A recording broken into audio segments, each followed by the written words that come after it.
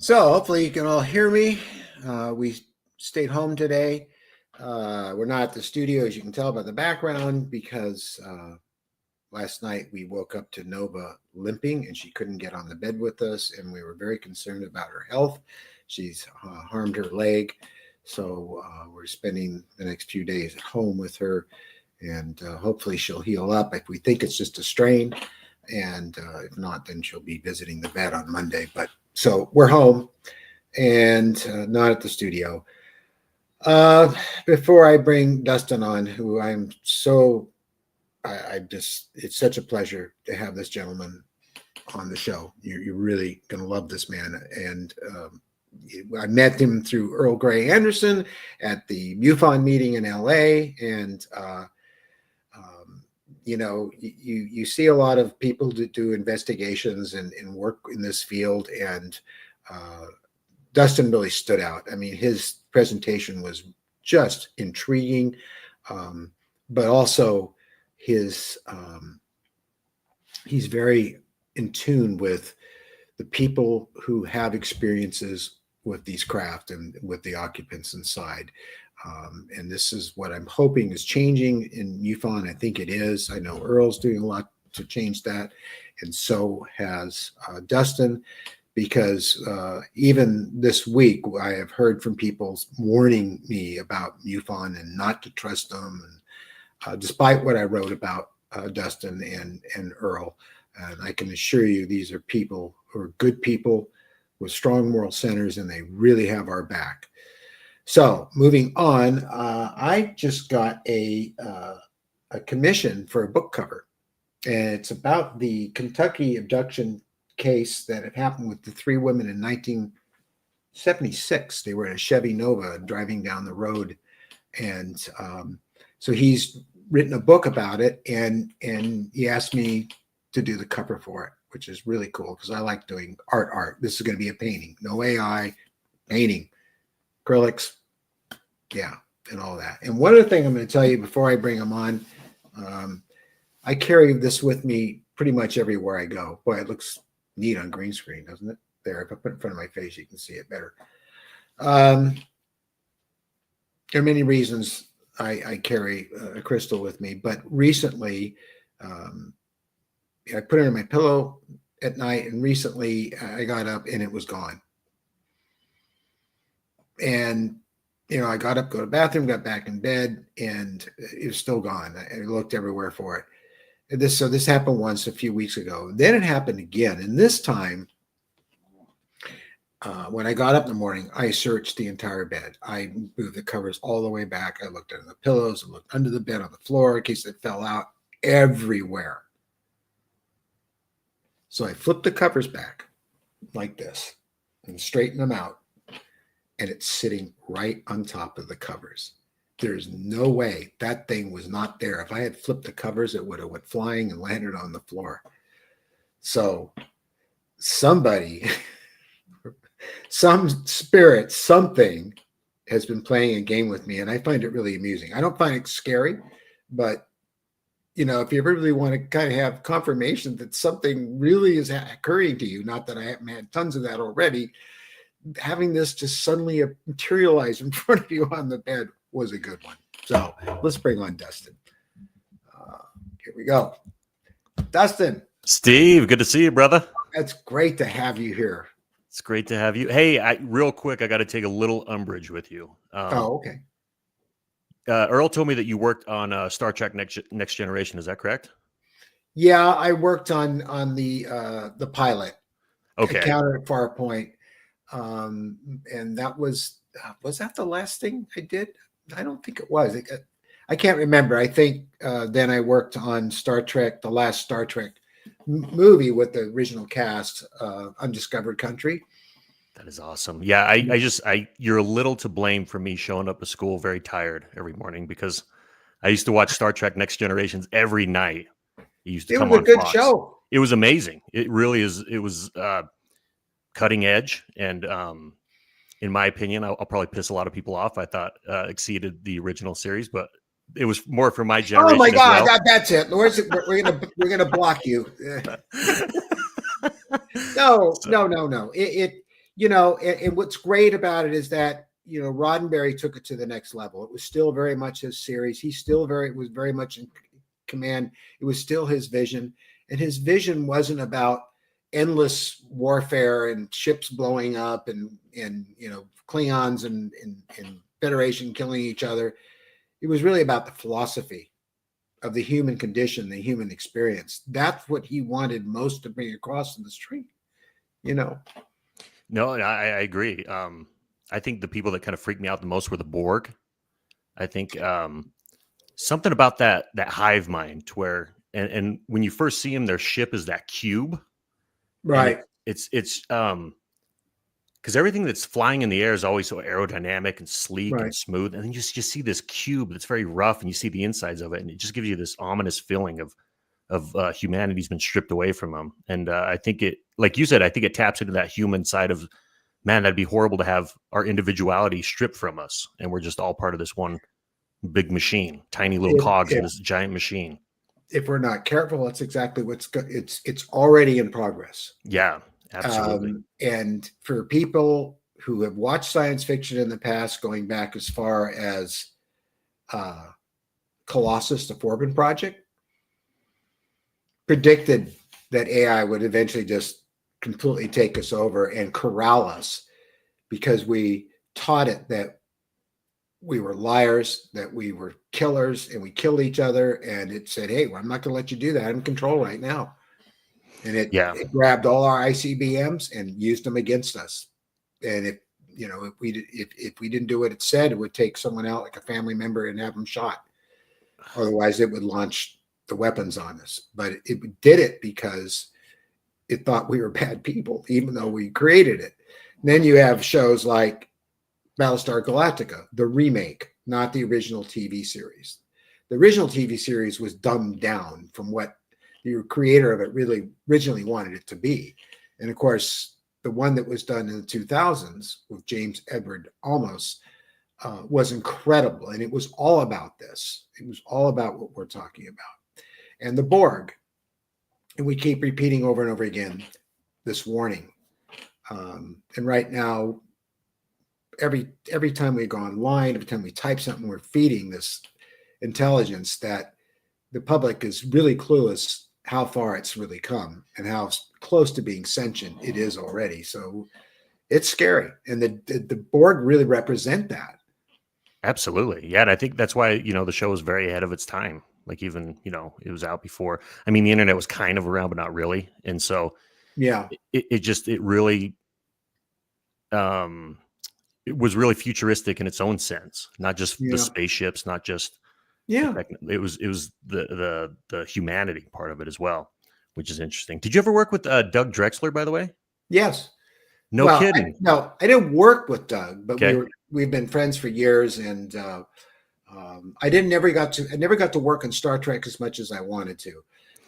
And so Doug would often invite me down during Deep Space Nine and other shows that were going on for lunch, and he would take me on all the sets and stuff. So they kept me near it, which was important to me. When I worked on Star Trek: The Next Generation, they had just finished the bridge set and all the interior sets. And what was so cool about it is Gene, who I already knew and had known for many years, we knew each other. He gave me a sort of a carte blanche ID badge, which allowed me to go into the sets anytime I wanted and look all around. And what was amazing is they had ceilings. They weren't open for lights. It was like you felt like you're inside a starship. That is awesome. And then Michael Kuda, who I hadn't met yet, but when I went into the bridge one day, I saw this gentleman putting up the commission plaque and putting it on the set. That later on I found out was Michael Kuda. So that is awesome. I know all those guys, and Rick Sternbach, and I know Doug has an interest in this subject. I don't think the rest of them do much. I know Gene did.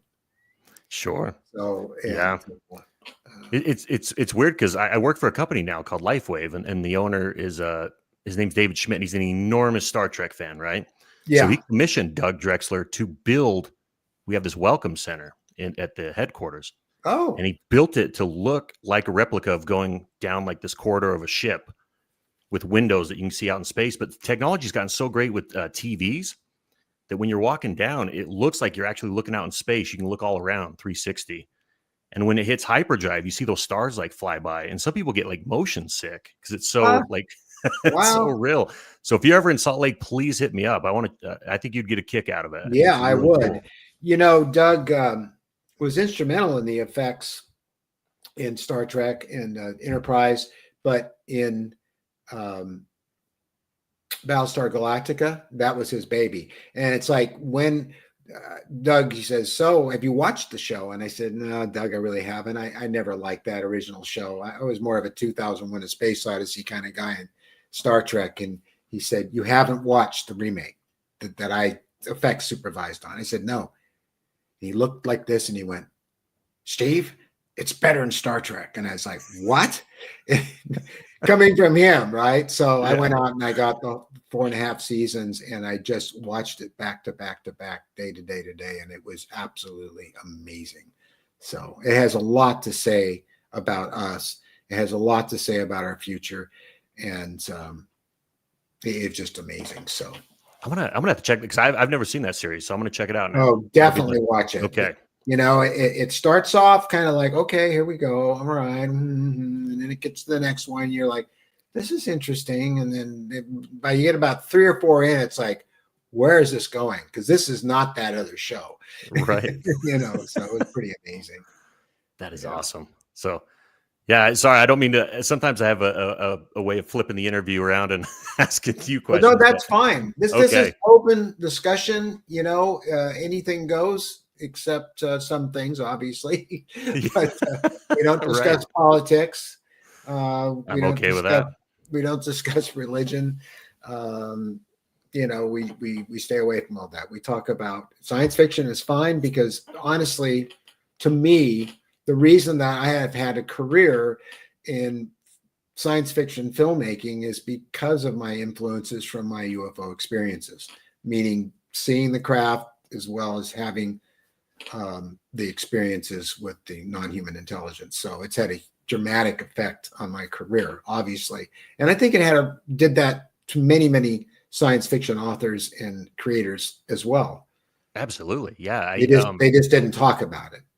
No, I agree. And that was one of the questions I was going to ask you is, have your experiences influenced your artistic side? Because I believe that probably when you're on these sets and you're doing something that some people may think is outlandish, your own experiences exceeded those. And so it allowed your artistic walls to be broken down. Like, you know, an artist is sort of thought of as the free spirits, the free thinkers. But someone like you that's had a real experience, it had to have opened up your artistic expression and your imagination 1,000 times bigger and allowed you to do the work that you've done.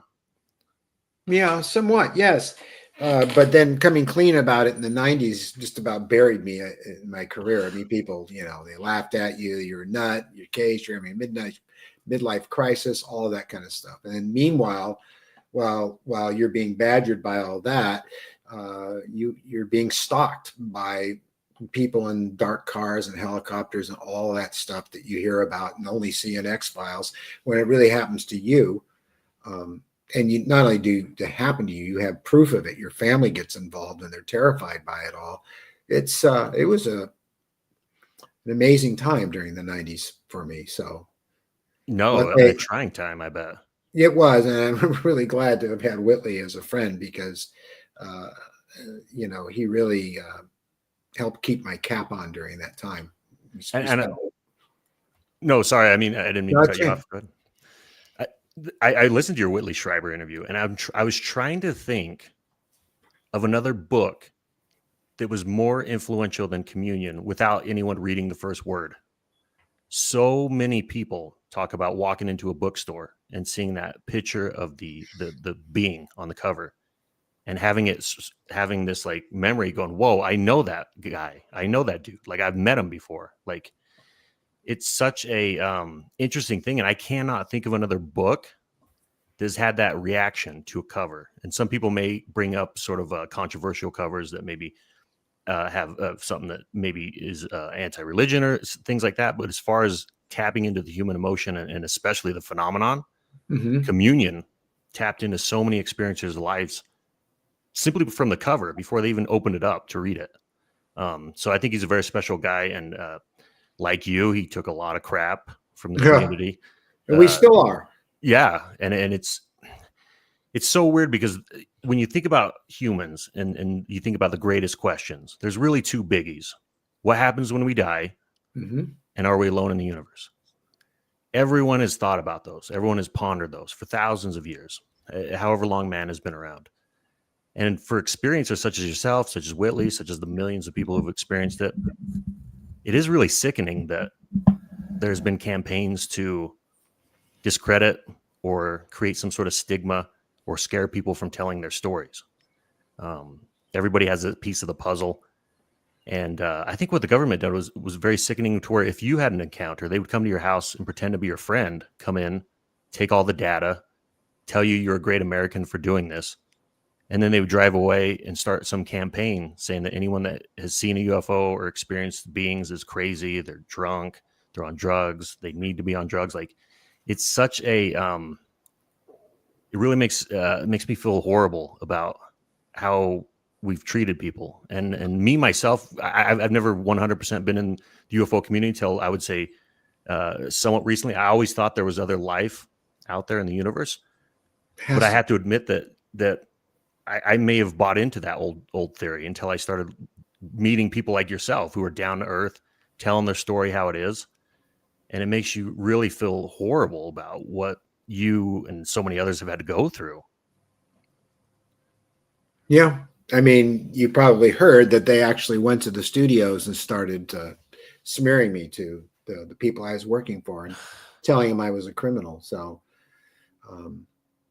but as we well know, this is how our government maintains control, and how, they say one thing and they do another. And that's why the whole thing with disclosure is so sad, because I got so many people worked up about it, and they're so hopeful that it's going to happen. And it's like, they've been lying for 80 years. It's not going to change now. Right. Yeah. So it's up to us. Everything is up to us. We have to act. We have to do everything we can to bring this to the public so that they know that this is really happening. And a lot of people are doing that now more than ever. And we've got them looking up on a regular basis, and they've got their cell phones ready, which, until the whole drone thing, which I think backfired on our government, it's got people looking up and they're getting legitimate UFO footage. I mean, incredible footage. That's not just little fuzzy things and stuff. There's still a lot of that, but I don't know if you've kept up with the videos that are coming out daily. There are some things that are clearly in focus objects, metallic, that, not plasma, not out of focus stars, things that are very hard to explain. Absolutely. Conventional means. So that what you're saying is what I would consider a good problem, being so bombarded with so many sightings and so much video evidence. So yeah. So you must be, I mean, Earl's telling me all the time he's being bombarded. You must be getting bombarded. I mean, yeah. And recently it seems like we're being bombarded by, so MUFON really started as like a nuts and bolts kind of craft organization. Very scientific, what angle was the person looking at it? What shape was it? How far away? What kind of lights? Things like that. It really wasn't until I think 2012 they created the ERT team, which is the Experiencer Resource Team, which I'm part of. And this team was designed to handle the experiencers that have had contact with non-human entities or been taken aboard crafts. And it was kind of a fight. And it continues to this day, because people want to separate the two. People want to keep things as the old school way of looking at just the crafts. Let's not worry about this. But I have to say, I'm not a spring chicken, Steve. But I can tell you, the younger generation is way more into learning about the entities, learning about the abductions, spirituality, outer body experiences, near death experiences. The pages are starting to turn. And the old school way of just wanting to look at the crafts, especially with MUFON, I think is starting to go away. The ERT team is growing continuously. More and more people are joining. And I think it's an incredibly important part of the organization to talk with these people and hear their life stories. And if we're really trying to figure out what these entities are, where they're from, what their purpose is, why not interview the people that have seen them?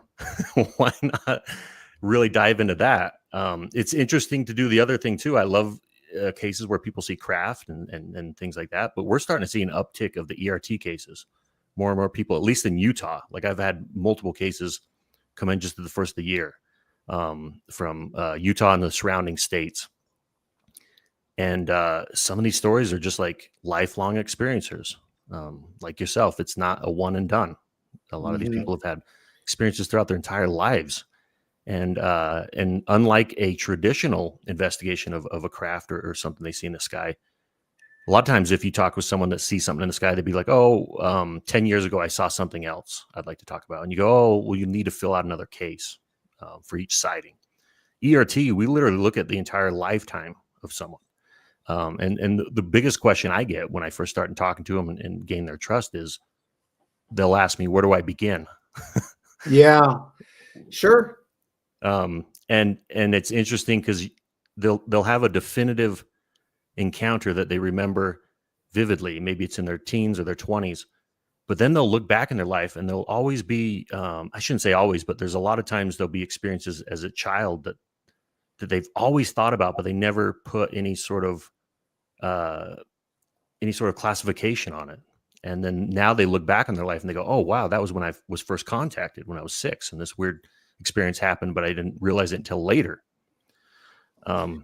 They also will read communion and this, it's like a light bulb goes on. That's what happened to me, because that's exactly what you were talking about. I didn't realize that seeing UFOs and remembering strange lights coming in my room and figures and things were connected until I read communion. And that's when I realized, oh, I'm in deep back guano here, Right. Whitley can swear in the show. I won't. Did you, because I myself am not an experiencer. I'm a believer. I call myself a seeker. I have seen UFOs, but it's not until I started seeking them out. Yes, you have seen them. Yeah, in the Uinta Basin. We can get into that in a little bit, but I'm curious about when you had your experience. Everyone comes up with a certain way of life. They're taught by their parents. They're taught by their religion, their school. It takes a village sort of mentality. And so many people have this experience and all of that sort of crumbles. And now they're just standing in this rubble and they don't know what's true, what's what. And I wonder what that experience is, not in like a way that I want to experience it, because it sounds very troubling and worrisome and scary. And a lot of people still have PTSD and they still deal with anxiety because of it. How did you eventually sort of get on with life? I'm sure there was a long time where maybe it was hard to sleep, maybe it was hard to eat, maybe it was hard to have relationships with people. Well, I mean, if I go back all the way till I was 6 years old when the first big event happened, it was quite dramatic. I didn't talk about it. I didn't. I may have said something to my parents because I was sneaking into bed with them or sleeping at the foot of their bed. I don't know if you saw my film, but Something Is There, which was a movie about my experiences. No, I haven't. I want to watch that. It's on the channel. Whitley introduces it, but it's a film with actors and it recreates the things that happened, but it goes into that first case. I think I told my parents that I was afraid of lightning people because there were these bright lights that came in the window and they searched all through the room. And they keep putting me back into bed. They just figured I was having nightmares and stuff. Later on, years later, I'd find out my mother knew a lot or knew about this stuff because she had the experiences herself, but she would never talk to me about it. So I didn't talk about it much. I didn't talk about kids in school or friends at all. And I didn't start doing that until I read communion. Now, my family was engineers, artists, scientists, musicians, people who played for the San Francisco Symphony and stuff like that. So I grew up in this very intellectual family. They were not religious at all. We didn't go to church. They never talked about it. I brought it up once to my dad, and he said, "You don't need to know anything about that until you're old enough to decide for yourself." That's how I was raised. So, so for me, having this interaction with these friends that were from somewhere else was kind of my little secret. And on some level, as a child, I felt protected and I felt special as a result of having this experience. I was afraid, yes, because it was scary, but I was so curious and I was so scientifically minded and so interested in things like this. I didn't know if they were fairies because I knew about them. I didn't know if they were spirits. I knew about that from my grandfather because he had experiences.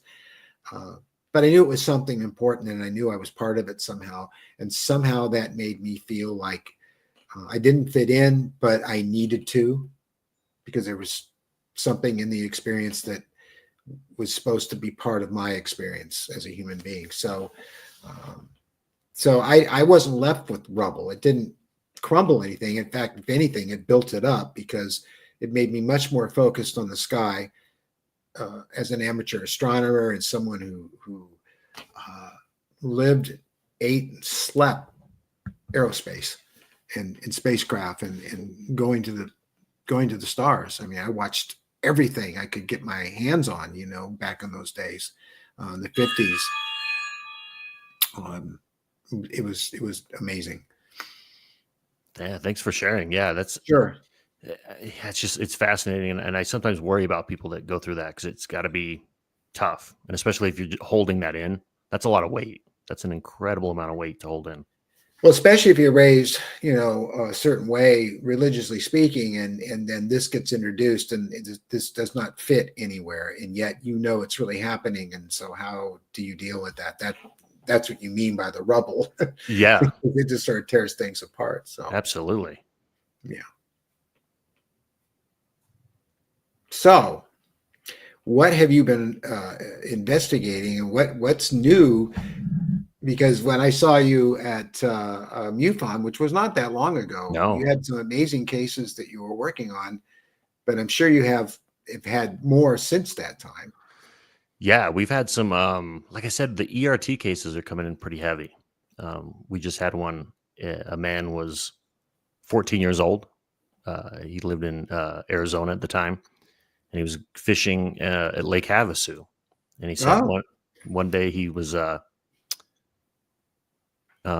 his friends were kind of out of town, and this was the 70s, so kids can go and do whatever they wanted at night, and the parents didn't really check in on them. So he said, "I'm going to go do some night fishing." So he went and was fishing off this dock, and he said he was just fishing and sitting there, and all of a sudden this bright blue beam surrounded him, like hit his body, and he looked up and he could see maybe it was like 75 feet in the air. No wind or anything. He was kind of confused, like, why isn't there wind? Like maybe this is a helicopter. And then all of a sudden the light went away. And he said he started fishing around 11:30. He continued fishing for like an hour or two. And then he's like, I better get home. So he started walking home, and he saw the sun coming up. And he was like, what?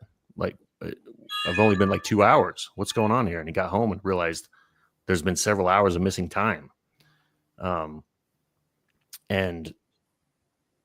I'm fascinated by the patterns, because I think people inside the UFO, I call it the bubble. You and I know there's several patterns. There's a lot of patterns in what people have, and the outside world kind of doesn't know that. And if the end goal is to show them that there's some sort of scientific evidence, I think patterns are a huge part of that. And there's something about those blue lights that people see. Yes. That's absolutely fascinating. And some people describe this blue light as a color that's not here on Earth. They can't even describe it. They go, I can't even point to you what shade of blue that was. He was able to sort of say it was kind of just, he gave me a certain description of it. And so you kind of have to wonder, why is the light blue? And you hear so many theories about it. One is that, this could be some sort of light that disinfects people before they're taken, so that they don't get sick and the beings don't get sick from whatever germs or things are passing along. Some people go as far as to say that's some sort of cleansing of our souls, some sort of cleansing of our our consciousness, so we don't cross contaminate each other. And so these patterns are just fascinating. The missing time is fascinating. People that, once again, like you said, you had your first encounter when you were 6. 6, 7, 8. Those are the years that usually people are going to have their first experience. Sure. And that was in San Francisco on the avenues. And you could hear a pin drop in my room, and that's what woke me up. Is the silence.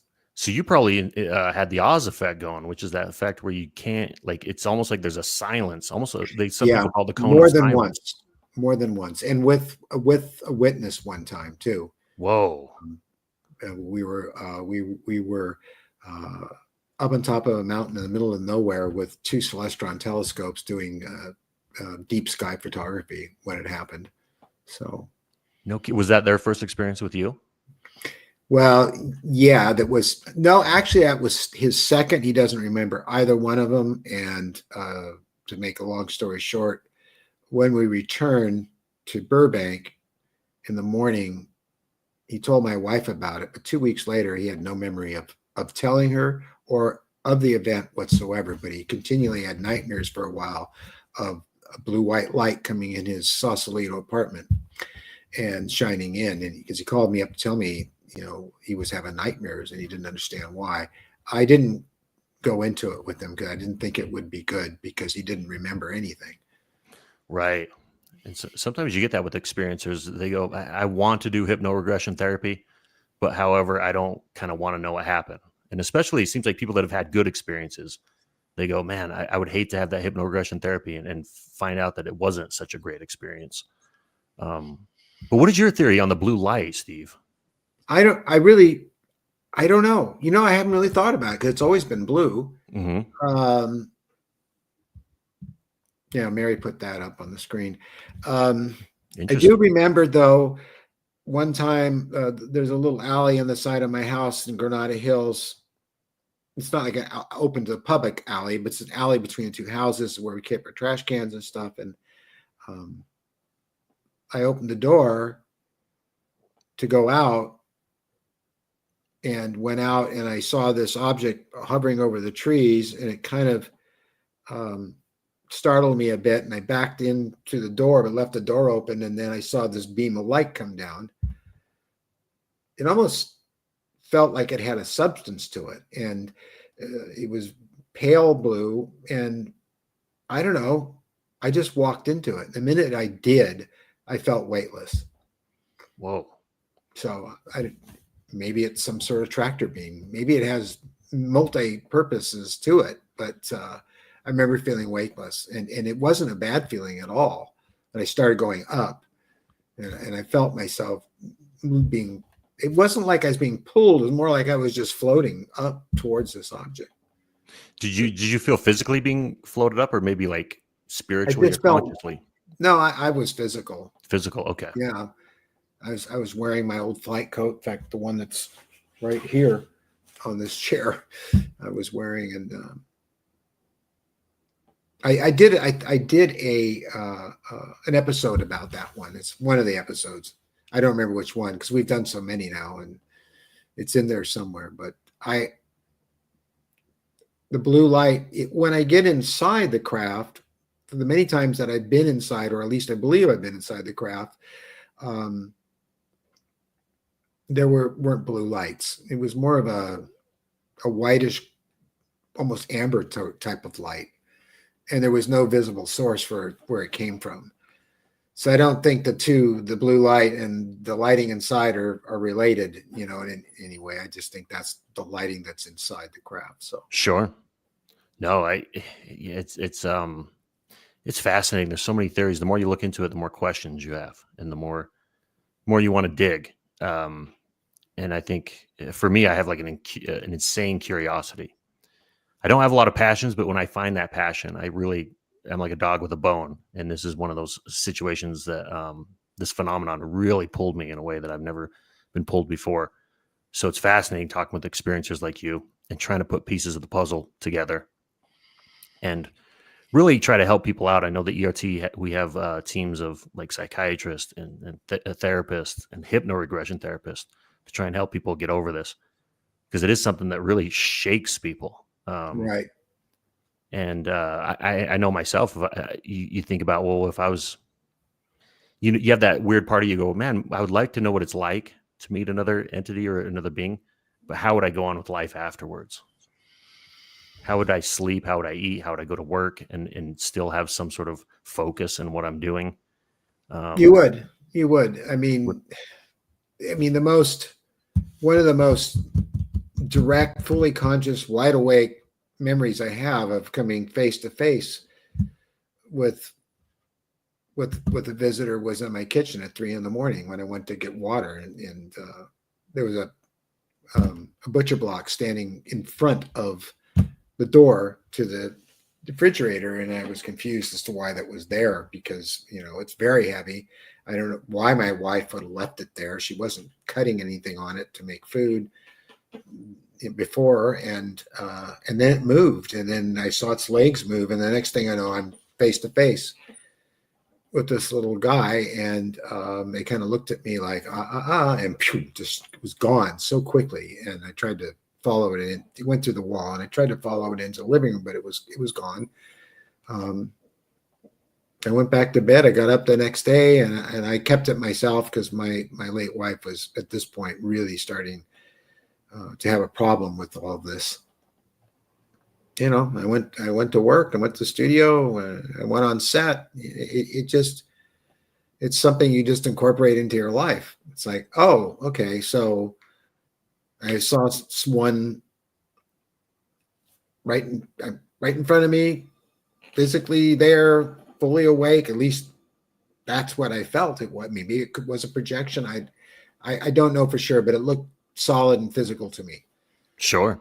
And it didn't change anything for me the next day. If anything, it helped, because when you're fully conscious like that and you see something like that, you say to yourself, okay.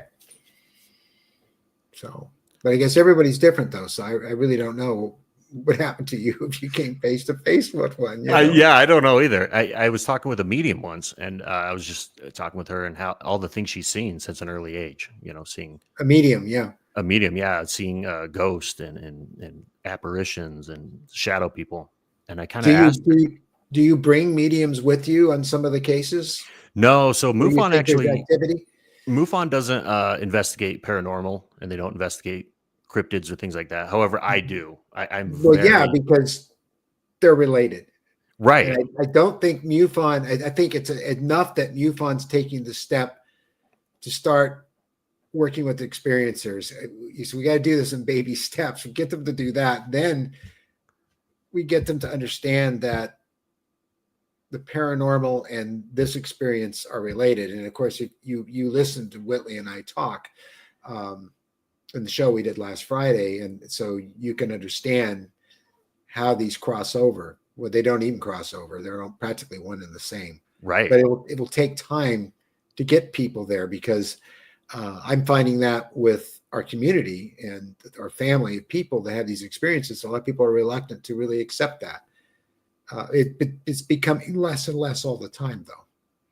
Yeah, and the big one of the biggest takeaways when I joined the ERT team is talking with people who've encountered beings or entities, and a high percentage of them will experience paranormal activity later on in life. And so I'm sort of fortunate to be part of that ERT team, because I would hate to sort of just say, hey, can we just focus on the being aspect or the UFO aspect? Because really, when you think about it, man has created these constructs of putting everything of the UFO. If someone sees a gray being or a spaceship, we're going to put it in the UFO box.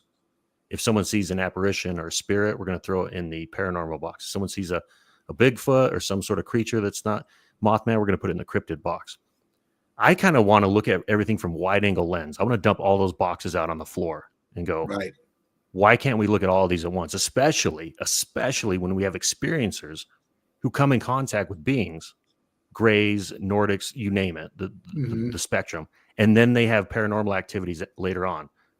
You can't ignore that. You can't just go, I'm going to just focus on the being part and everything else is nonsense. Or I'm going to just focus on the paranormal part and everything else is nonsense with the UFO. Alien piece. Yeah, there are people who do that too. And yeah, it kind of drives me crazy. I think we need to look at a wide angle lens. So I think it's awesome that we're starting to think the way that you do, that these things are connected or coming from the same source, same energy. Why, how are they representing themselves to us in different ways? I don't know, but it's fascinating. And I think it's worth taking a look into. Yeah, I get the feeling that they've been around a lot longer than us and have a lot more experience with reality and consciousness, reality and consciousness in a nutshell. And we're very new and very young on the cosmic calendar. Thank you, Carl. And we have a lot to learn. Yeah, absolutely. And it's amazing to still hear to this day a news channel bring on a professional astronomer and comment on UFO sightings that they're themselves are getting on camera, and hearing him say, well, it's very unlikely because, they're thousands of light years away and we don't have the technology to do that. So how could they have the technology to do that? What is missing there? Obviously, the person is well educated. They're astrophysicists. Why can't they make that leap of faith look at our technology from 1900 to today. Yeah. And look how it's not exponential anymore. It's beyond that with AI and everything else that's going on. So why is it so hard to understand that maybe in less than 100 years, we'll be able to go from one star system to the other, just like in Star Trek? Absolutely. And that the universe is so old that there's plenty of time for other civilizations to do that already. So to say they couldn't get here because we can't get there is sad. Yeah. I don't understand that. I don't understand it too, especially if you read throughout history. Like you read about the bubonic plague or any of those where people said, oh, people are getting sick. We don't know why, but people are getting sick. And so everyone sort of gathers around and says, oh, it's maybe demons. It's religious. It's this and that. And then later we find out, oh, yeah, it's viruses and germs that get people sick. It's these microscopic things that we couldn't see or understand at the time. But now, fast forward, we do. And no one was washing their hands in those days. And when people started washing their hands, because they realized that that's how infections were being transmitted, they were balked at by a lot of the scientists and doctors at that time, until later on they finally got with the program. Yep. I see this lady Jedi commenting. It's hard for me to look at the comments and look at you too, but she's talking about Granada Hills and the owls like her. And it's interesting because Granada Hills is where that happened to me with the being in the kitchen. I was living there at the time. Many, many amazing sightings at that time. Even a UFO, blue-white UFO being chased by an F-18 in the middle of the night. All kinds of stuff. But the owls were always there too, and they used to follow me around when I'd walk at night, fly down next to me and screech at me. And I still get owls here, and the trees out on the boulevard that come at night, and these are great horned owls. They don't screech, they hoot. Have you experienced in talking to people who have these experiences, their relationship with nature and owls and other creatures of the night? Owls and creatures. So I'm fascinated by owls. They've always been sort of like one of my favorite, if not my favorite animal, even before I got into UFOs. I'm crazy about them.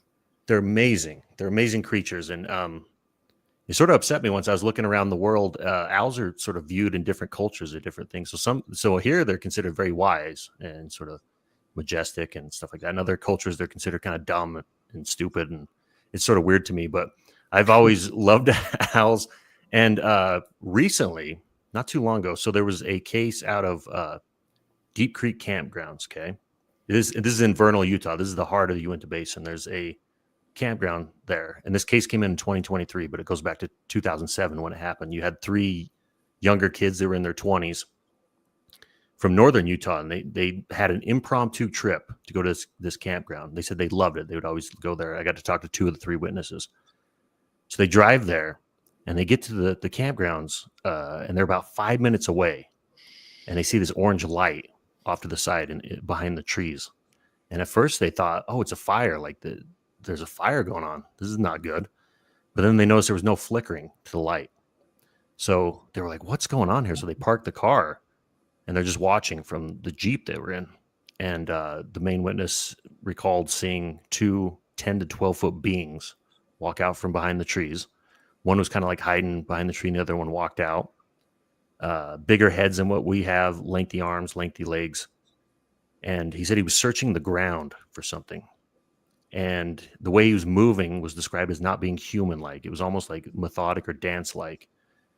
And the being sort of stood there for a second and raised his hands, and this light showed up a couple feet away from him. And he said it looked like a football shaped, and it had very straight edges that went out forward 10 or 12 feet.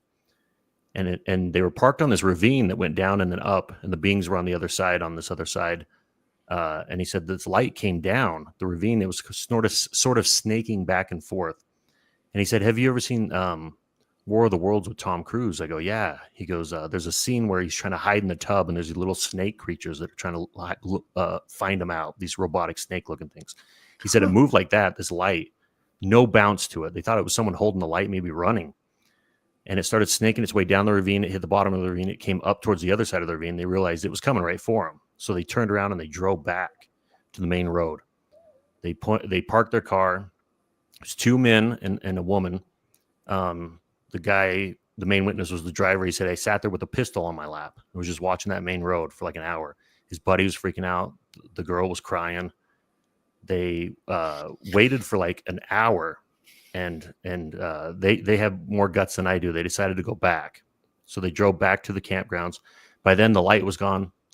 The beings were gone. So they go to the campsite, and they were so freaked out they didn't want to get out of the car. So they all slept in the car. And in fact, the woman, I talked with her, she said, I was so freaked out.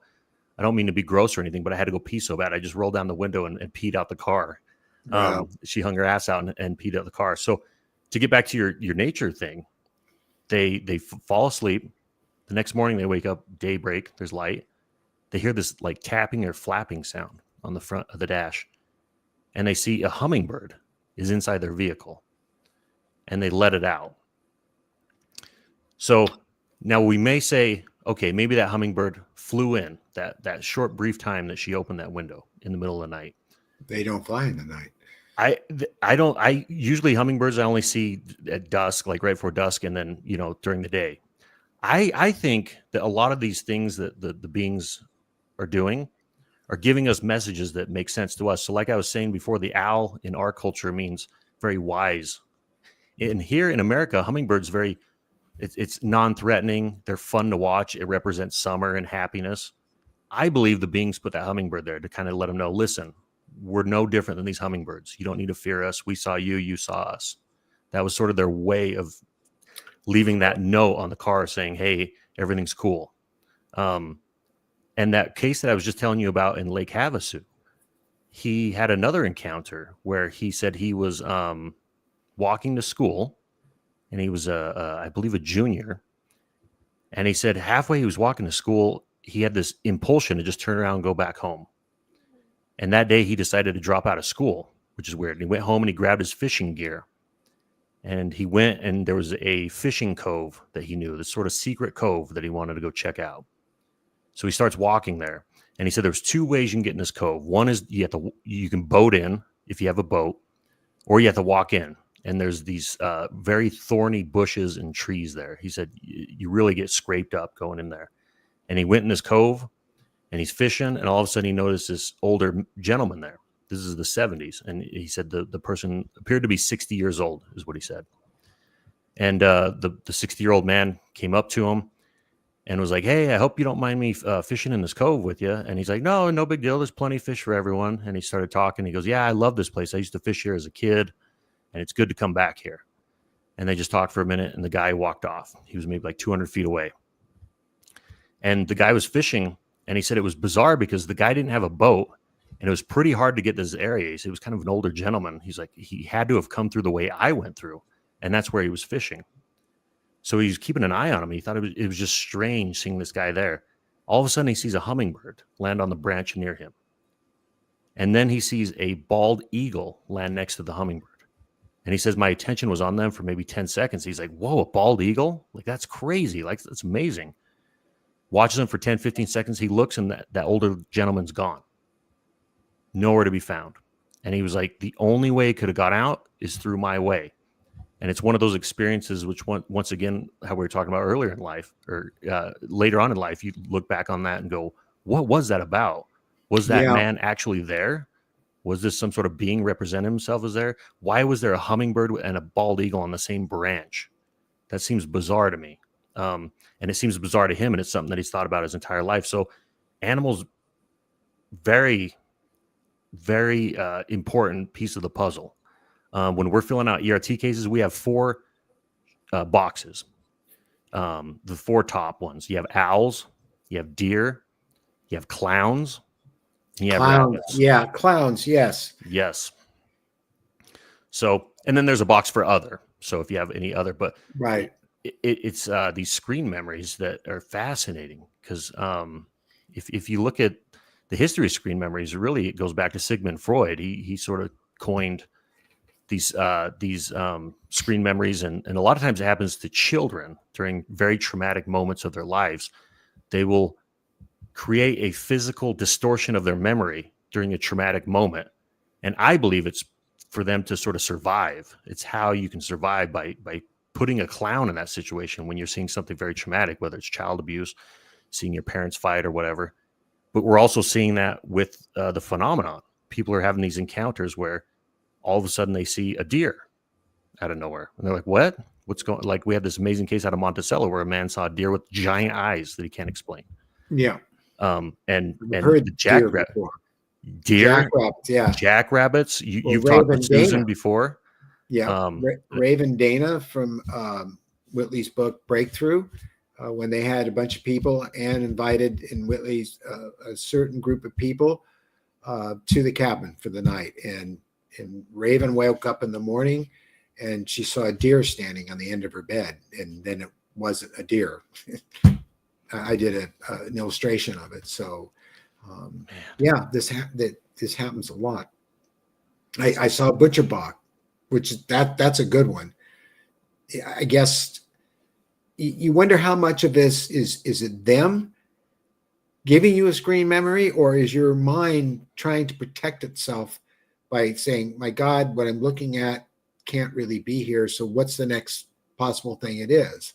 Well, it's tan and it's short. Maybe it's a butcher block.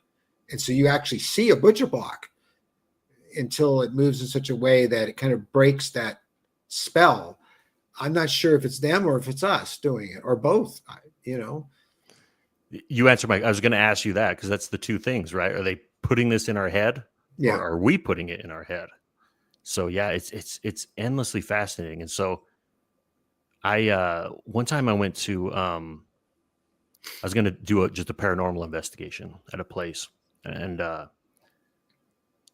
don't want to say the place, because I think it was private property, but anyways, I was driving up there, and someone said this phrase before, and I find it very funny. We were talking about psychic abilities, and this person who's actually at that Cali meeting, her name's Dawn. She's part of the Southern Cali OC team, Orange County. And she goes, I'm about as psychic as a brick. And I thought that was funny, because I'm the same way. Like, I don't get those feelings. I don't have any sensitivities to the energies. But for whatever reason, when I was driving to this place, the closer I got this really bad feeling that was below my stomach that I'd never had before. And it's the first time in my life. I'm usually just muscle through. I go, dude, it's nothing. Just keep moving. That's all. I'm like, it's nothing. You're probably just scared. But something about this made me want to turn around. So I did. And I turned around. And I went down this dirt road, and I got on the main highway, and it was dark at this point. And I'm driving, and I see this object in the road. And from far away, it looked like a rectangular box that's maybe a foot and a half tall. And I'm like, what the hell is that? And I get maybe 10, 15 feet away from it, and I stop, because and I notice it's an owl standing in the road. And I go, whoa, no, this can't be it. I started freaking out a little bit, thinking maybe something's going to happen. And I hurried and grabbed my cell phone, and I take one picture of it, and it hurried and looked at me and flew away. And I got a quick picture of it flying away. But I remember thinking, I think I made the right choice of turning around. Something inside me said that was sort of a signal of saying, yes, good. You shouldn't have been here. And Wow.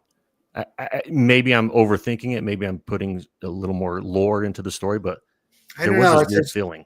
odd that there'd be an owl sitting on the road in front of your car. And I've had this also at one of the shows that we did, one of the cases we did. They were driving and there was an owl on the road just like that. And then it took off and flew right over them. So what is it about owls? Some people instantly go, oh, it's because they have big eyes. And typically the grays have big eyes. But I don't know if that's that simple. I don't think it's that black did you and see white. the fourth? Did you see the, what was it called? The Fifth Kind? Was that the film? No, but I've heard a lot about it. Yeah. First time I saw it, I didn't like it, but that was years ago, and I was in a different headspace with all this. And when I saw it again, I realized how brilliant it really was. So, and and of course it featured the owls a lot. And that's what I've heard. I need to watch that as well. You're giving me a lot of homework. I like you, Steve. You're schooling me. I love like to you learn. too. Well, watch, but something is there because that film came about. I had a long hiatus in 1999, 2000. My wife said, "Get out of this stuff, or I'm leaving you." I did that after she passed away in 2013. Flash forward to 2017. We decided to do a film about my experiences, and I didn't really I used my middle name, my last name. I didn't use my first name because I was still, I guess, a little paranoid about using my real name because of what she put me through. But it is about the stuff that happened to me, and we shot professionally at a crew, and we recreated the sets to my bedroom in San Francisco, and our little sound stage, and it was a very elaborate effort. And was it emotional doing that again, like building the set and filming it? Yeah, it kind of was, but I'm really okay with this stuff. I wouldn't say I'm numb. I'm just, I'm 72. I'm going to be 73 in a couple of weeks. And I just, in a couple of days, is it? Oh, yeah. I could hear Mary in the other room. Hey, Mary. Well, her birthday's this Sunday, and then mine's 3 days later. And, and so I've had this with me all my life, and in the same way that Whitley seems very comfortable at all. You kind of are, although there have been nights where I wake up and I can't move, and there's the blue light, and I'm a little frightened by it. But the last time that still, because it's an unsettling thing, and I think it's very primal reaction, knee-jerk reaction. You feel fear. But the last time it happened, I completely relaxed, and I let them do what they wanted to do, which they would have done anyway. And I talked to them and said, I'm not afraid, and I really wasn't. And I'm gonna observe this. I'm gonna take this in, and I'm not going to be a problem. And that was a big breakthrough for me, and I think it was sort of a breakthrough for them too, because there's always been a little friction all this time, and I think part of the experience is getting you as a spirit, as a soul, as a individual, whatever you want to call it, to accept that they're real, that it's part of your universe, you're connected to them, and it's nothing to be afraid of. And that takes a very, very long time sometimes to reach that level. And I feel like I finally did. And so now we have this little game going with the crystal disappearing and reappearing. So, I mean, they do have I don't know if that's a sense of humor or if it's a sense of play, but I get the feeling it's a sense of play. Because I'm telling you, there is no way after all that and looking all over and then putting the covers back, and as I'm pulling them back, it's just right there on the bed. I'm sorry, that's impossible. Because I checked all over the top. I hope you're right about that sense of humor thing. That's the one thing that really scares me about, people, experiencers or people that have had near-death experiences where they talk about it was the most peaceful, loving feeling. Not all experiences, but some have had that. And then near-death experiences as well, where some people said that they didn't want to get pulled back here. Like they didn't want to be pulled back into their body. And I kind of go like, was there any laughter there? Was there any, because I fear a world without any laughter, because there's something so great about being able to joke around and laugh. And if you could have like one laugh a day where it's that kind of, you can't catch your breath, like we wouldn't be depressed. It would just be a great life. And I don't know if I'm overthinking that feeling of love would somehow overcome my need to have some sort of sense of humor.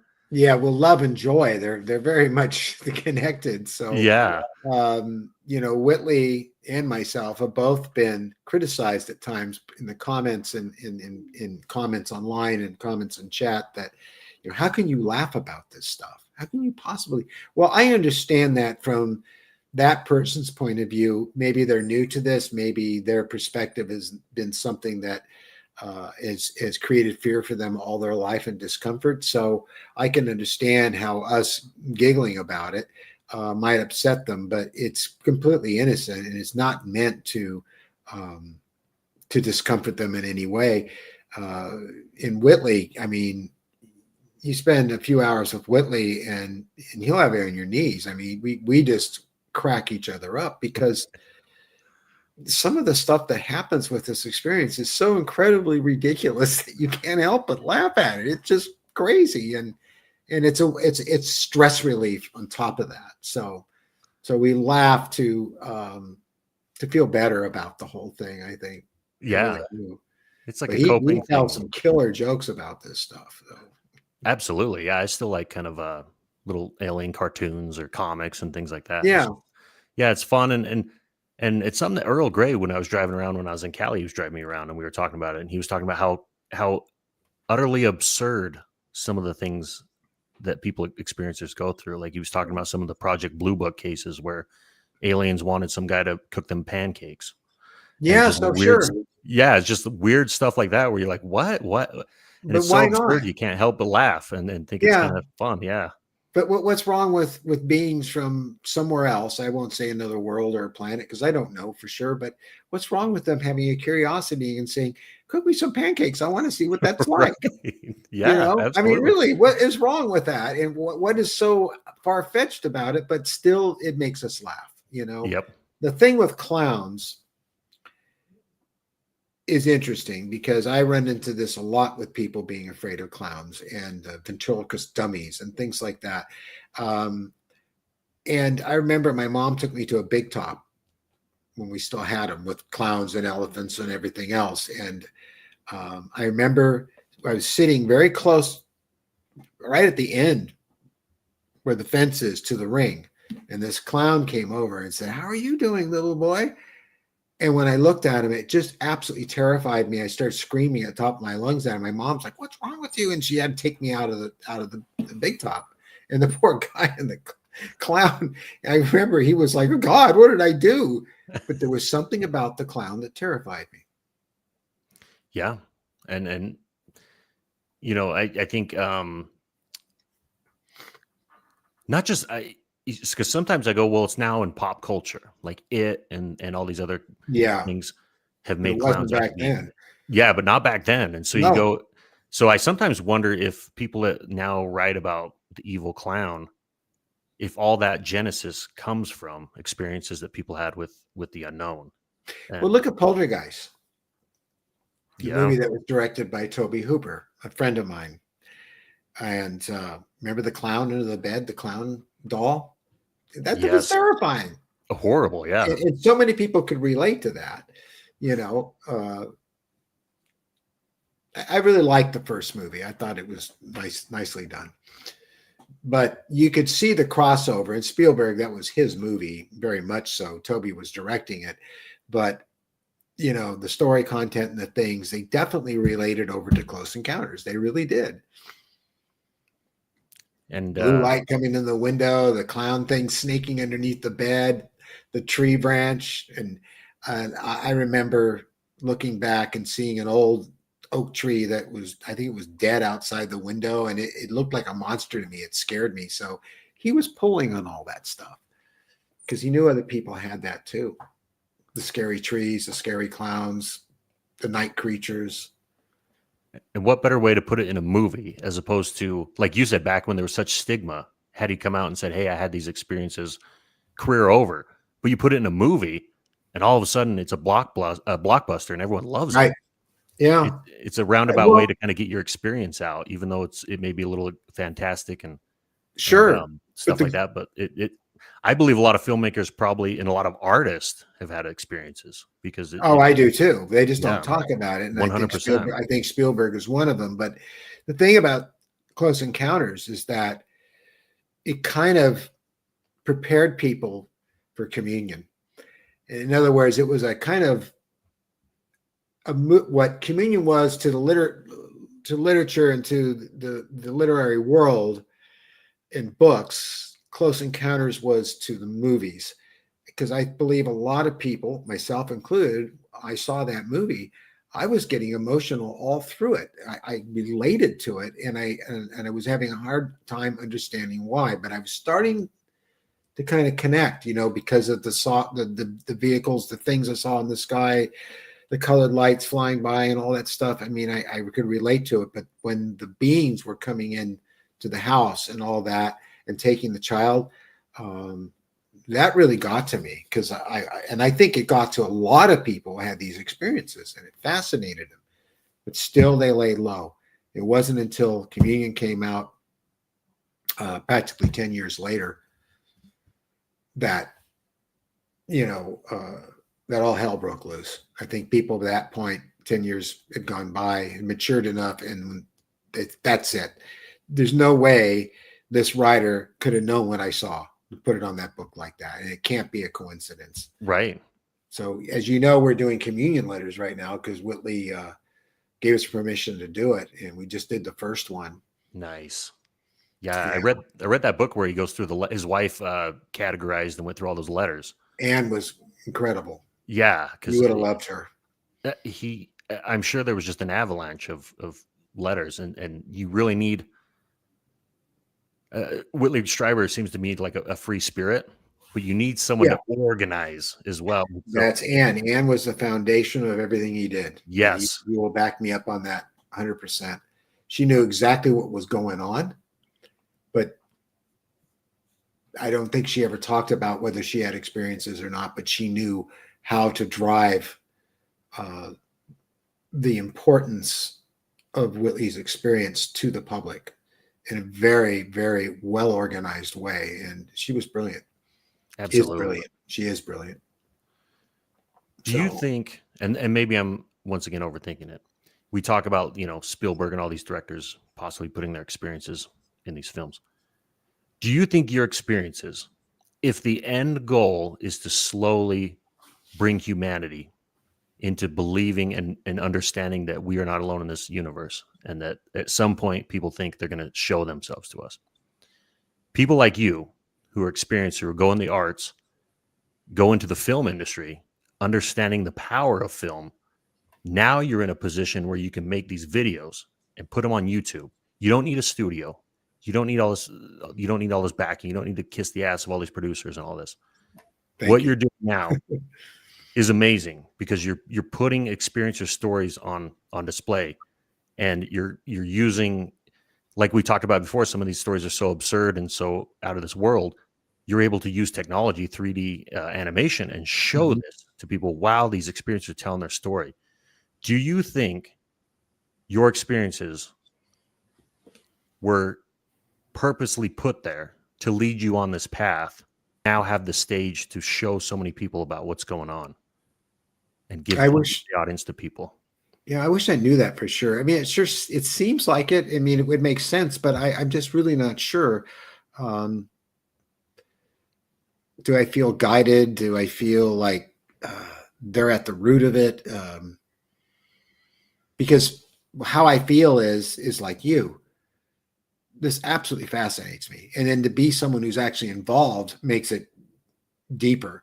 And wanting to share that and having this excitement and this passion to share this with people is so strong. It's hard to tell whether I was put up to it or if I was.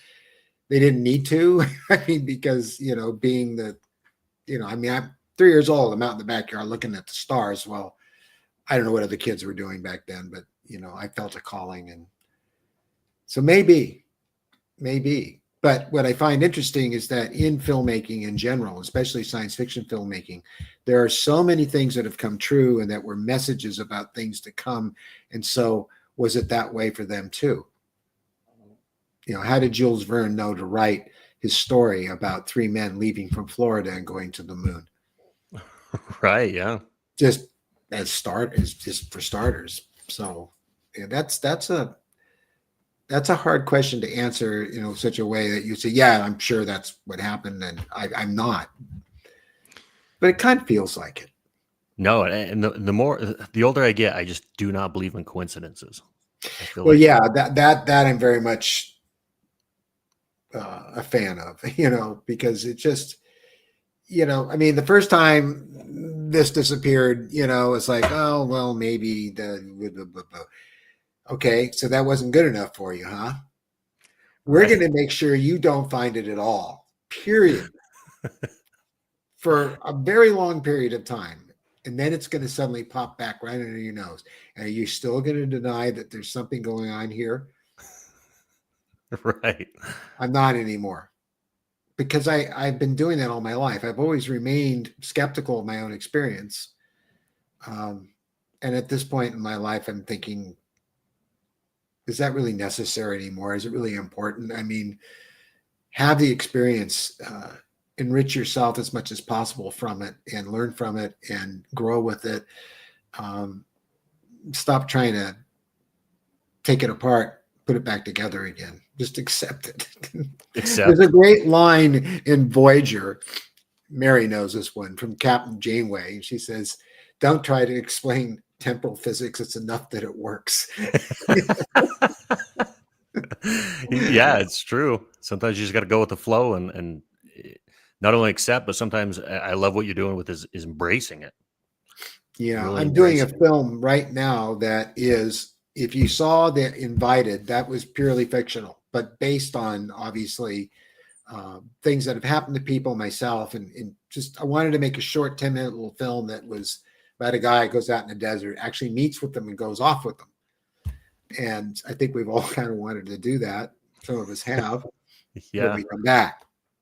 We don't know if this guy comes back. But what I'm doing in this next one is really different. And I can't really say much about it, but it all takes place on a little tiny island in the middle of the ocean where a guy takes care of a lighthouse. And it's called the Lighthouse Keep. And that should be done in a few weeks. So, and then that will be another 10, 15-minute long film. Sci-fi, but very much based on things I believe really happen as a result of us in our dealings with non-human intelligence. So it's fun to take your experience, take the knowledge you have of these things, and then do something purely science fiction with it. Because, we're doing people's stories all the time. And now we're not getting we have periods where we don't get many people who want to come forward in front of camera. As anyone can understand, they don't want people to know because they don't want it to affect their lives. Other people don't care. They want to come and talk about it. So right now we're not getting a lot of people wanting to go in front of camera, and as Susan did and Judy did and others, and tell their story. So I make other films that are highly suggestive and definitely part of this phenomenon to keep us moving forward until we do get other people to come forward and tell their stories. We have a guy in Florida named Steve, and he's going to shoot us a video and send it to us because he can't get out here. And his case is amazing. I mean, it's, he's walking down a street one night and there's people everywhere and things going on. And there's this enormous triangle over his head. You can see details on it and everything else. And when he recounts it, it's amazing to listen to him. He's going, I can't believe I'm seeing this. And I can't believe no one else is paying any attention to it. Nobody else sees it. I asked for days afterwards. Nobody knew what I was talking about. You could see his desperation because something he never thought was real all his life was sitting right there in front of him. And And he had missing time, I believe, and other things. And so it's going to be a good one when we finally get him on camera. But I'm not telling you anything you don't investigate and get told on a regular basis. So it must be something to be in a position where that phone can ring or that email can come up and you never know what you're going to get. Yeah. Yeah. And sometimes it'll surprise you because when the case comes in, we just get a little synopsis, whatever the person wrote, maybe a paragraph. Sometimes it's a line. And I've learned to not judge that line or that synopsis because sometimes I'll read it and I'll be like, oh, yeah, it's probably just a plane or probably just, Starlink or whatever. And you'll talk to them and you realize, whoa, that's not Starlink. That's not a plane. This is an amazing story. And sometimes vice versa. Sometimes you read this long paragraph and you'll be like, oh, wow, this is very intriguing. And then you'll find out, it was a satellite or a Starlink, things like that. That's why I love the best part of what I do is talking with people, reaching out to people and actually talking with them. There's a whole nother level, especially with the believability factor of talking with people and realizing, oh, wow, the vast majority, the high 90% of these people, down to earth, everyday people, had this experience and now they're willing to tell you it. And I feel very honored by that. You can see it in their eyes. I mean, it's just. Absolutely. And some of them will be very, very apprehensive to talk to you. They're very kind of like scared because they don't know, do I trust this guy with this information? Do I do this? And it's always nice towards the end when someone says, thank you so much for allowing me to tell you that. And I've heard some people say, I've never told anyone this, or I stopped telling people this because I was tired of them thinking I was crazy. Yeah. So you have a question there. Oh, what does ERT? So it stands for the Experiencer Resource Team. And it's headed up. The director now is George Medich, who, believe it or not, was a pitcher for the New York Yankees at one point, which is interesting. Wow. Yeah, it's crazy. I sometimes hope he'll just go into old baseball stories because I think that'd be amazing. But well, you did see the X-Files about the baseball player who was a Gray, right? No. You never saw that one? No. I'm writing this down. X-Files. Yep. Maybe that was based on George. One of the Grays got away from the crash scene and morphed himself into looking like a human. Was a baseball player. No kidding. Was he any good? One. I love that one. Yeah, he was. Yeah, that's awesome. It's a great one. So baseball is definitely connected with this. Yeah, for some reason.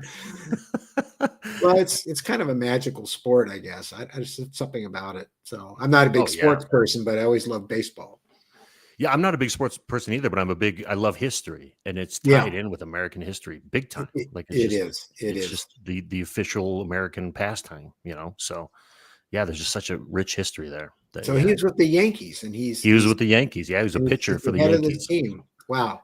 Yeah, it's wild. So next time I see him, I'm going to see him at the symposium. I'm going to get him in a headlock and make him tell me some baseball stories because I want to hear and him. Ask him if he saw the X-Files episode. I will. I'm going to send him the episode and let him know to check it out and see if how this alien swing is and if you can teach him anything. Wow. So yeah. But yeah, that's what the ERT stands for, is Experience Resource Team. So it really started as being able to help experiencers through this because there's a lot of trauma, there's a lot of anxiety, and it's really allowing them resources to talk with therapists. We vet the therapists. So we have a list of therapists, hypnotherapists, psychiatrists that we vet and make sure that Do you know Lisa Semler? I do not know. Well, no. She did one of our shows, one of our live streams. You ought to check her out. She's very good. Let me write that down. Lisa. She's an experiencer herself, and she's a hypnotherapist, and she's working on her PhD right now, and it's on this subject matter in the psychology of it with people. And I had her on the show, and she's fantastic. We've become friends and stayed in touch. And but if you go to our live stream, you'll see her. Have you ever did hypno-regression therapy, Steve? Yeah, I worked with Yvonne Smith from about 1994 to about 1999. I did a number of hypnotherapy sessions. I remembered a lot of things, but then the other stuff would come out that where there were dark areas. I was involved in the famous Coronado case down in San Diego, the mass abduction it was called. She put a book out about that, and I was there, and that was quite a night. You I have to ask. Let's see. George is watching this right now, Dustin. I don't think he knows how to live chat. Oh, what's up, George? Did what was my question? Sorry, I'm now thinking of baseball again. Yeah, and X-Files. And X-Files. No, so you said when you were emailing me, you were talking about how a lot of people have lost trust in MUFON. Yeah.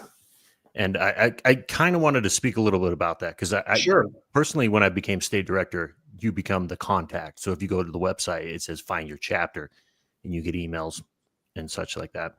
It seems like the two things that I see are, I sent MUFON an email and they never got back to me and things like that. And they may have a legitimate gripe. I'm not saying that MUFON's perfect. I'm not perfect.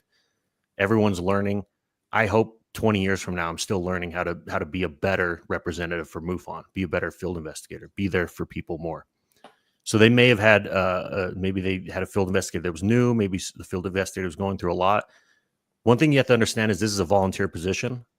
I work a full-time job and then I do this on the side. I wish this was my full-time job, making money doing this, but it's a volunteer position. I'm in the whole, thousands of dollars just going to conventions and doing things like this, just to try to learn. And I love being a part of this community. It's a passion of mine. The other thing that I get a lot of is you have to pay to see the database. So MUFON does need to make some money. They have overhead. They need to somehow they have a headquarters. We have a lab, believe it or not. If we have to go out on site and we have to send samples to the lab, soil samples, we have a dive team. They'll take water samples, send them back to the lab. So there's some overhead, but it's when I first joined MUFON, not even a field investigator, I joined, it's because of that database. It's $6 a month, or it's like 60 for a year. We have over 140,000 cases. So if you're a data nerd like me, and you have that, tinfoil hat wearing mentality like me, I could not believe that they had this database. And when I became a field investigator and I got more access to this database and I was able to see investigator notes and dispositions, the one thing that I got from people is, should MUFON, display these cases more? That's where I think they have a legitimate gripe. I think that there is so many amazing cases in this database. And when I first became field investigator, I locked myself in the bedroom or in my computer room. And I was going through this database for hours on end. My wife's like, are you sleeping and eating? I'm like, yeah, no, I'm good. I promise you.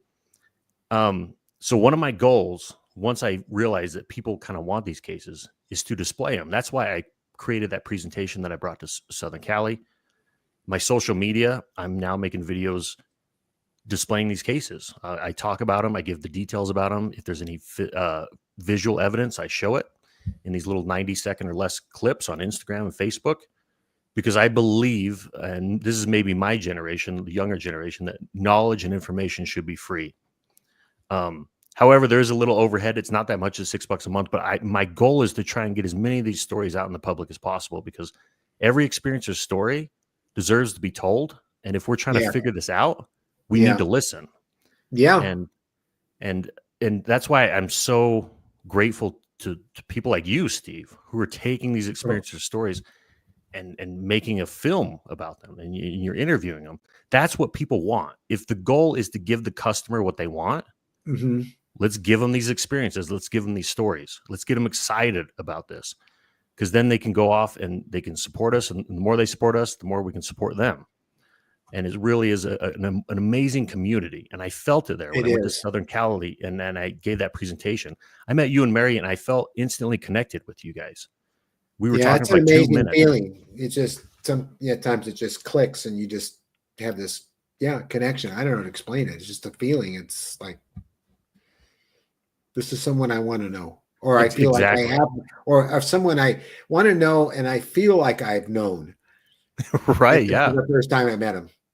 Yeah, and you feel open. She gave me a great teacup. Oh, thank you. Yeah. I use it all the time. Good. Yeah, I thought you would enjoy that. I treasure it. Yeah. No. Good. So, MUFON does an amazing job. We're not perfect, like I said, but it's an amazing organization. I love it. And we do so much good work. And the field investigators are awesome. It's the only organization I know where if someone puts in a case, like you'll have an actual human being reach out to you and investigate and talk with you. You want to talk on the phone? Great. You want to talk on Zoom? If you feel only comfortable sending emails back and forth, great. We want you to be comfortable. We want to just get your story out there. And of course, it's anonymous. We're not going to tell your name and say so-and-so had this experience on this date. It's all anonymous. But if the end goal is to let people know this phenomenon is going on, and people inside the bubble understand that it's rare that these things happen, but it's not as rare as the general public. The general public likes to believe that unless it's made into a movie, unless it's the Travis Walton story, unless it's Communion, it didn't happen. And both those movies were awful. because Hollywood just said, no, we can't tell us the way it really happened. It'll be boring. We need, I feel like I'm David Lynch here. We need to excite them and get them into the theater, and we don't care if it's true and accurate to what these weird people said, and I mean, really, that's what happens. Yeah. And what you were saying is that we don't have to deal with that anymore. I mean, yeah, they can go ahead and make big bucks films about this stuff and it be inaccurate and terrible. Maybe it won't. Maybe someone will come along with some balls and do it right besides Spielberg. But in the meantime, I can bring their stories to life and I can visualize for an audience what they saw and what they experienced. And that's really important. Yeah, it's incredibly important. It's, once again, it goes back to the two biggest questions. What happens when we die? And are we alone in the universe? And your stories are giving us insight into that, saying, yeah, no, we're not alone. Here's witness and testimony after testimony after testimony. And eventually, if you gave a million cases of alien encounters in front of me, I may go through them and be like, I believe a lot of these. I believe a huge percentage of these. You give them to a skeptic. Let's say that skeptic looks at 999,999 of them and just says, oh, they're drunk. They want attention. They want to sell a book. They're on drugs. Yeah, they need to be on drugs. I guarantee you there's going to be one case in that million. Let's say it's the traditional old school case of a saucer hanging there. Someone sees it. It's hovering silently. It's got the lights. It shoots off in an instant faster than any plane or anything that we can build. And they believe it. One case out of a million. They have the same questions that people like you and I have, Steve. Sure. What is it doing here? Why was it shown to this person? Who are the occupants of this craft? Where did they come from? Why are they here? And all of a sudden, we're at the same mindset. I may believe 80% of these cases. He believes one out of a million. But our questions and our mindset are in the same exact place because it's such a groundbreaking subject that everyone thinks about. You can't help but not think about it. And I think when people say, hey, I've never really thought about it, because you'll ask, hey, do you think we're alone in the universe? Yeah, I've never really thought about it. I think that's their way of saying, I don't want to feel like being too vulnerable and saying that, yes, I have thought about this. It's almost a defense mechanism when people say that, I believe. They don't want you to criticize them or make fun of them because of that stigma that the government has put on us. But by the same token, too, I think more and more, especially with young people, they don't want to appear as being dumb in light of all the scientific evidence we have about the cosmos now that we didn't have before, and especially in light of the James Webb telescope. You would come up off idiotic if you said, I think we're the only ones here. I don't think there's a good case for more intelligent life out in space with all the solar systems and things we're discovering and the things that are completely defying our sense of physics. I see more people playing it like you ask them and they say, I think there is, I think there's a good chance that there is. They're at least to that level now, because now they're afraid of appearing stupid in light of what we scientifically understand about our cosmos. We can't be alone. There's just no No. way. It's just absolutely no way. It's just idiotic to think anything else. So I think that you could even get Neil Tyson to admit to that one. So one of these days we will. Yeah, he's a hard one to crack. Well, you know, I question if he did experience them, was driving away from Hayden one night and went into a dark area on the way home, and he saw something, and he was actually stopped in the road. Would he share that with us? I don't know. I don't know the man well enough to know that, but I do know that because of people I knew, and I'm not going to say names, that knew Carl Sagan. Carl took a lot of flack from the UFO community because he was fairly hard about the whole subject, but he wasn't belligerent about it. He didn't speak ill of people who felt they had these experiences or accuse them of being drunk. He was a gentleman about it, but off camera, he would tell you that he knew something was going on and that there is something to it, but he has to maintain who he is to the public because of his reputation. You know what happens in this scientific community if someone like Carl Sagan or Tyson were to come forward and totally change their tune and say, look, I investigate these cases, they're absolutely real, you need to pay attention to this. Then you get the situation that we had with John Mack where Harvard was trying to destroy him. That's the problem. Absolutely. You're taking like John Mack, very bright, academic man. Yeah. And God bless him for standing up and saying, no, something's going on here. I looked into it because I was curious and probably skeptic like everyone else. He was, yep. And lo and behold, after I talked to these experiencers and you know, Bud Hopkins allowed me to sit down in one of these groups of experiencers, something's going on here.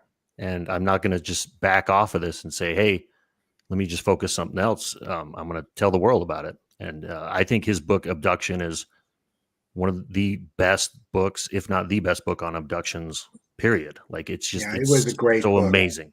And coming from him, a Harvard psychiatrist who, I mean, he won like a Pulitzer. Like, come on, like, how are you not going to at least hear him out on that? And thank God that there were some sort of stipulations where they couldn't kick him out of Harvard. Yeah. Well, the person who was the head of Harvard really had it in for him. He was a very nasty person. Yeah. And then we got people like Dr. Gary Nolan. Yeah. Who sits there, looks right at the camera and just says it like it is. And come on, Neil, just knock it off. You know, no, I'm not going to debate him. Why would I bring myself down to that level? You know, I'm not going to debate Tyson. You know, he really brings a lot of credibility to what you and I and everyone here, Earl included, everybody in chat, are trying to put a light on and say, look, this is part of your reality. It's been kept from you for longer than 80 years. It's been kept going all the way back, maybe a couple of thousand years. And because the people in control and in charge in the human race want to maintain that control.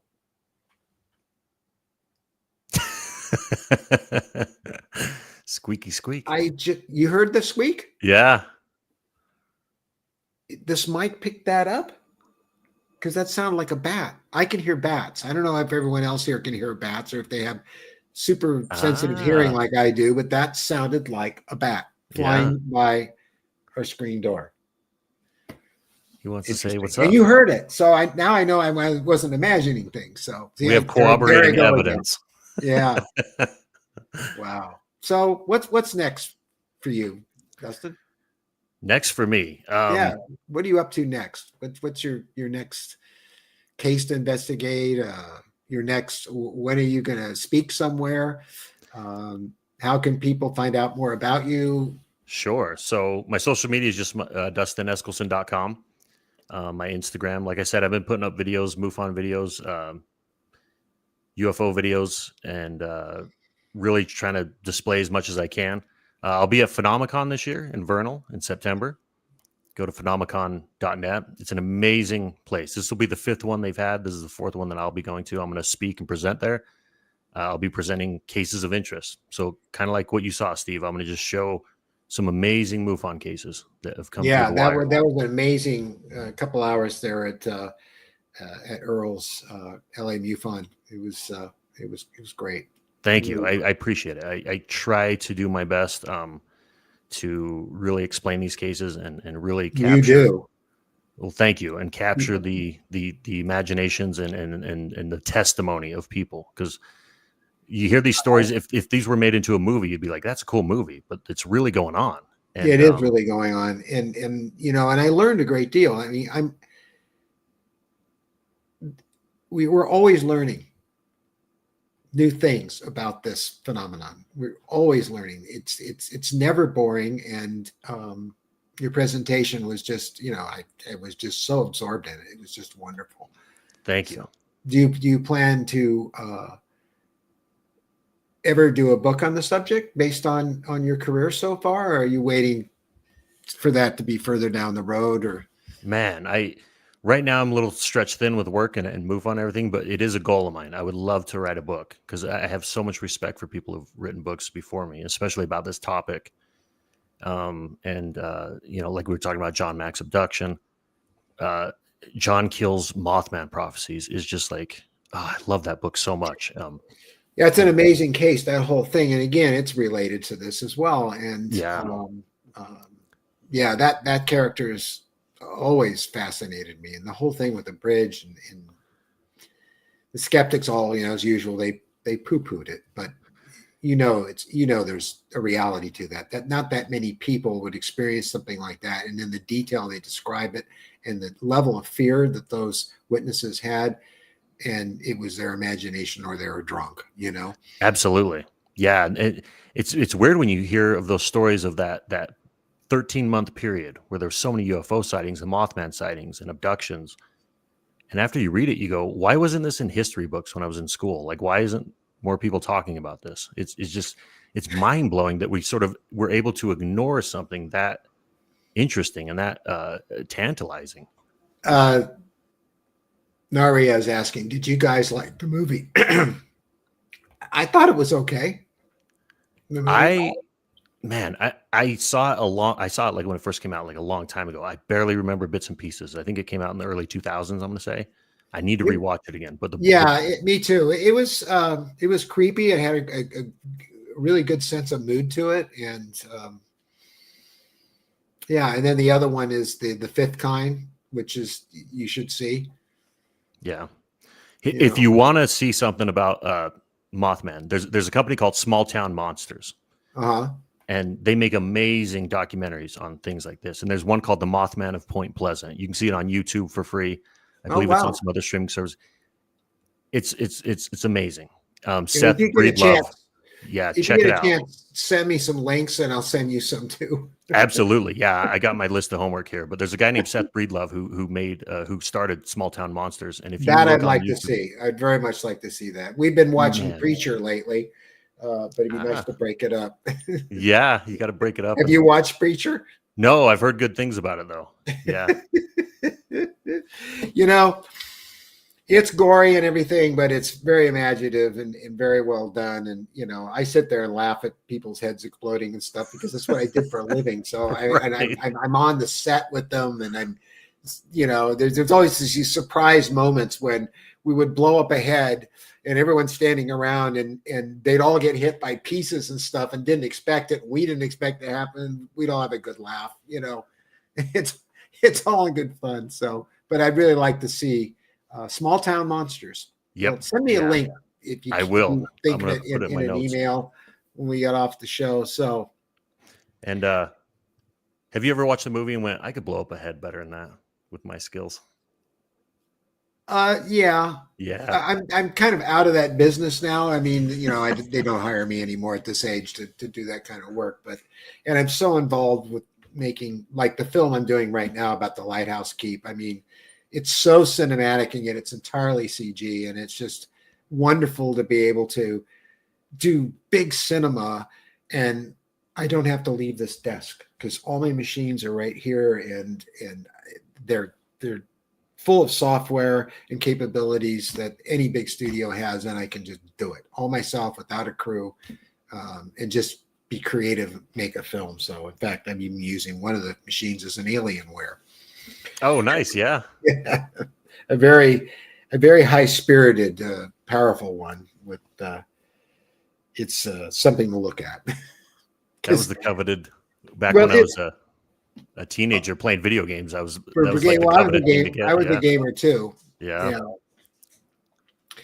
Dustin, it's been fantastic having you on the show. I've enjoyed this so much. I'm going to have my pleasure. You back. I'd love to get together with you again sometime. Absolutely. I would love to too. It's hard for me to travel, but we'll stay in touch in the meantime, and just keep up the, I admire what you're doing. You admire what I'm doing. I admire what you're doing is fantastic. Showing the films that you're showing, and your Instagram and Facebook and YouTube, I guess. Do you have a YouTube channel too? I do. The only thing I have on YouTube is we have a 9-minute documentary when we went out to Space Wolf research. We actually caught a UFO on camera. We caught weird sounds. So check it out on YouTube. And shout out to Ryan Burns, who owns the property. He's amazing. He really is generous and allowed us to go on the property. And I've been out there 3 times, and I've seen UFOs twice out of the 3 times they're there. So, wow. You went to Bason's amazing place. Terrific. When anything really hairy comes up, I'll be sure to let you and Earl know. Please do. Earl and I will handle it. The only thing I have is the crystal, and not much you can do with that. Just take my word for it.